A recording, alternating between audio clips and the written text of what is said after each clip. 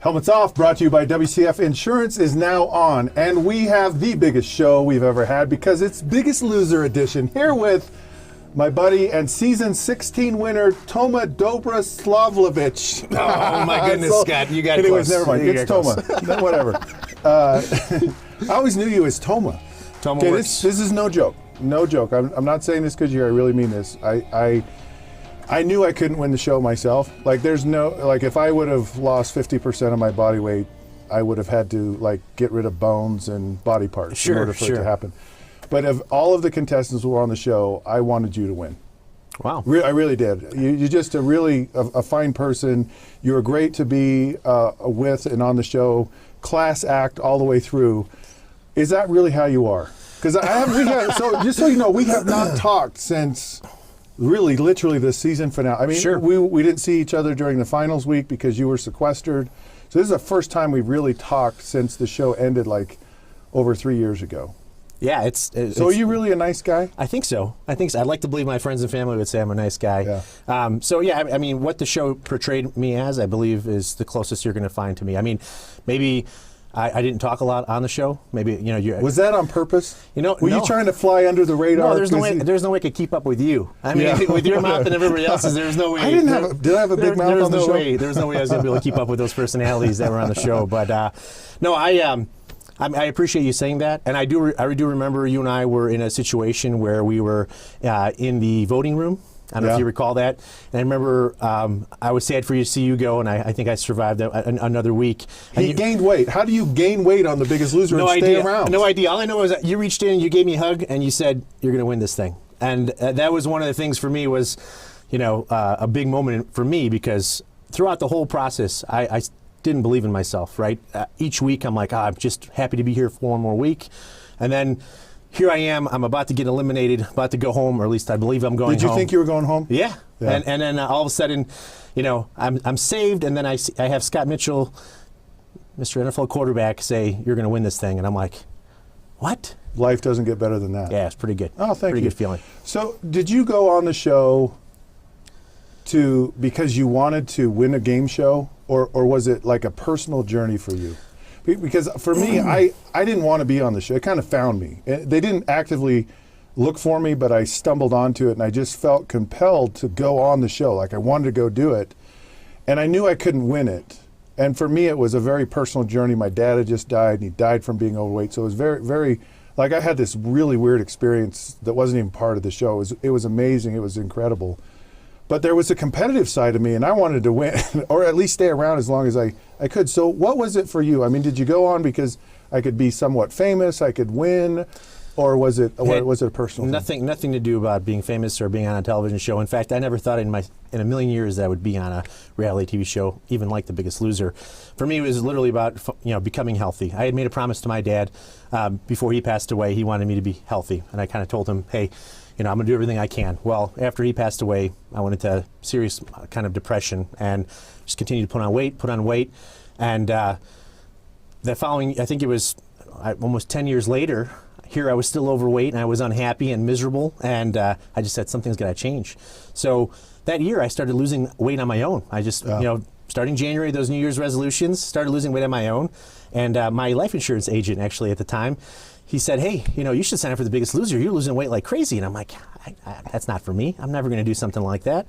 And sure enough, like 3 months later, Biggest Loser was in town, in my hometown, doing an audition. And I said, you know what? They did the audition in this building that we're in today. Really? Yeah. Nice. This was the audition that I was supposed to go to that I chickened out of. I didn't even go to the audition. That's amazing.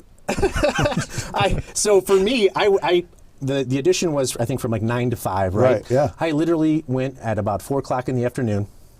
Really? And I'll share something. Were there a lot of people there when you got there? There was probably still 200 or 300 people. Oh my goodness! There. Wow. And so when I walked into this place, there was nobody sitting there in the front door. Like they were already, talking to people. And sure. And so I just I looked at this table. There was a bunch of applications. I grabbed one application. I went inside. I sat down, and I filled it out. I see there's 200 people in this, conference room, if you will. And I fill out the application, and I'm like, oh, there's only like an hour left. There's no way they're going to get to me. they come through and they said, okay, we're going to take the next, next group of 20, 10. I guess they were doing 10 and 10. Yeah. We're doing front of the line passes though first. The people who had apparently known somebody, or I guess maybe you knew a previous contestant, or maybe you were doing previous interviews. And so I said, is this a front of the line pass application? I don't know, because I really didn't. I just grabbed whatever application was on the front door. They said, yeah, that's front of the line pass. I said, all right, I guess I'm going to be doing this interview now, And so I sat down, and I remember sitting in that room, a little horseshoe kind of table, and the casting director asking us some questions, and it was very short. I think it was like a 30-second elevator speech. Right. People were crying. People were very emotional. And I'm looking around thinking, we're all here for the same reasons. Everyone needs a lot of help. Got out of there within 5-10 minutes. I mean, it went by so quickly. And I remember thinking to myself, there's no way I'm going to get called back for this. Because everyone's kind of the same, right? Yeah, it's like, why did I stand out? The stories that I heard there were, I felt so much more. You were crying for them, right? Yeah, I was crying for them. I'm like, you guys need this, And I remember leaving there, and I remember calling home and saying, "Hey, what do you guys want for dinner?" Picking up some Portillo's. I think it was good Chicago staple food, and ended up going home and eating my feelings away. And then literally 2 hours later, I got a phone call saying, "Hey, we'd like you to come in for another interview." And of course, I was naive, and I just said, "They have to do this for everybody. Maybe there's so many people in Chicago they have to bring in," and was able to do a final interview. You didn't know that was actually a good thing. No, I didn't know it was a good thing. I just assumed that it was just part of the thing, and then every step of the way from there on, it just kept, here, let's turn in this application, turn in this thing, and I was just so naive with this whole process, thinking there's no way they're going to select me, because there's how many hundreds of thousands of applications that they receive. What it was is it was the Andy Garcia look. Is what it was? You look like Andy Garcia. Yeah, that was it. I've always thought that. Yeah, that's exactly what it was. They said this guy's got a Hollywood face, right? 100%. 100%, not the personality though, but yeah.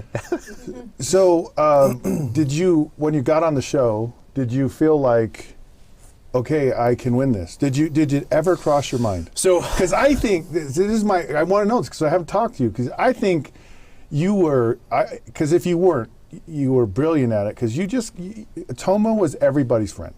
Okay, he was everybody's friend.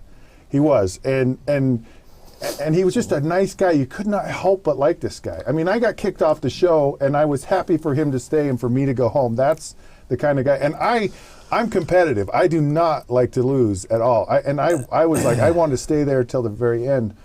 But did you feel like, was there a strategy for you? Because I had a strategy. I'm gonna be straight with you. There was a part of me that wanted to win the show, and my strategy was, I got to get rid of all of the really heavy people. That was my strategy, right? Which was pretty much everyone. But what was deceiving to me is you're not like super tall. Not like Rob. Yeah, I'm only 5'11", right? Like so, Rob is Rob is as tall as I am, or Damien, and so you look at the taller people and go, well, there's the really big people, and it wasn't. It was like you and Sonia that just kind of flew under the radar and. Yeah, I'm ultra competitive as well, Scott. But never in a million years did I think, one, I was going to be on the show, or two, I was going to actually have this chance to win this thing, right? So I remember the first night we were filming, and we were at the Coliseum, and it was like was that the coolest thing or what? It was. It was so awesome. We had helicopters flying over, yeah. and for me that was the realization finally set in. Like, okay, I'm on the show. This is finally happening. And then I remember, going up on stage and taking my shirt off for the first time, and I'm thinking, oh man, everyone's going to see this. Like there's no more trying to. Am I going to be embarrassed, or is this going to be terrible for me? 10 million people are going to see you. I remember hearing everyone's stories. You came up there and talked about how you were an NFL quarterback, and Damien Woody was MVP, and we had all these Olympic stars and Wimbledon champions. Right. I'm trying to think, what am I doing here? How am I possibly going to compete against you guys? Because you're pro athletes. I'm nothing. And that's pretty much how the night started for me, and that's pretty much how I ended up taking each week at a time. That's awesome. All right, we're going to take a break. When we come back, we're going to talk a little bit about kind of how things are after you leave The Biggest Loser, some of the challenges you have. So stick around.